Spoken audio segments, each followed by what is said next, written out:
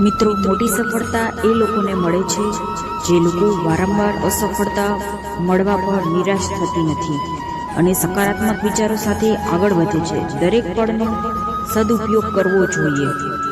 સમય વેડફનાર લોકોને ક્યારેય સફળતા નથી મળતી. ઠોકર વાગ્યા બાદ વ્યક્તિ ફરી ઉઠી શકે છે, પરંતુ કોઈની નજરમાંથી ઉતરી ગયા બાદ ફરી ઉઠવું મુશ્કેલ થઈ જાય છે. ઉતાવળે કોઈના પર ભરોસો કરવો અને કામ વગર સફળતાની ઈચ્છા રાખવી, આ બંને પરિસ્થિતિમાં નિષ્ફળતા જ મળે છે. સમજી વિચારીને કોઈના પર ભરોસો કરો અને કર્મ કરો તો જ સફળતા જરૂર મળશે. વિપરીત પરિસ્થિતિઓમાં અસફળ લોકો બહારના શોધવા લાગે છે.